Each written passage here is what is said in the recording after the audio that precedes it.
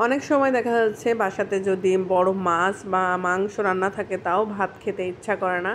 আপনি চাইলেই খুব সহজে এই ভাজিটি করে নিতে পারেন। এখানে ছোট মাছ ও আলু দিয়ে একসাথে আমি ভাজি করেছি, আর এই ভাজিটা এভাবে করলে বেশ মজা হয়।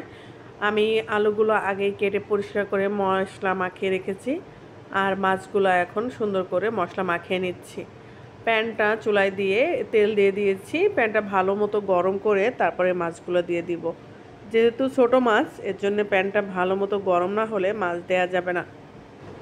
প্যানে মাছ দিয়ে আমি সুন্দরভাবে এভাবে বিছিয়ে দিচ্ছি পাতলা করে, যাতে মাছগুলো সুন্দর মতো ভাজা হয়। এক সাইড ভালো মতো ভাজা হলে তারপরে মাছগুলো উল্টে দিব।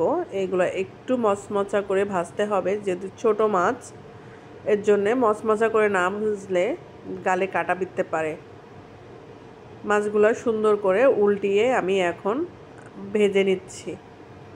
এভাবে মাছ ভাজা করলে বেশ মজা লাগে খেতে। আলুর সাথে মিশিয়ে দিলে আলু আর মাছ একই রকম ভাজা হয়, যার জন্যে খেতে আরও বেশি মজা লাগে।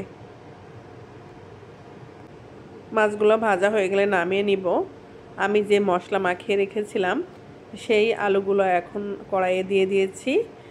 এখানে তেল একটু কম হয়ে গেছিলো, সেই তেলটাই আমি অ্যাড করে দিলাম।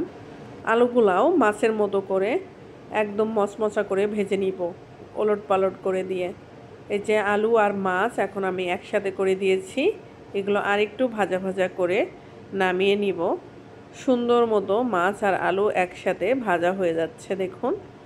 আর এভাবে কিন্তু এই ভাজিটি দিয়ে আপনি খুব সহজেই পেট ভরে ভাত খেতে পারবেন। বাসায় ছোটো মাছ যদি থাকে, আর আলু তো সবার ঘরে থাকেই, আপনি এটা তৈরি করে নিতে পারেন। আমার আলু আর মাছের ভাজি এই যে রেডি হয়ে গেল।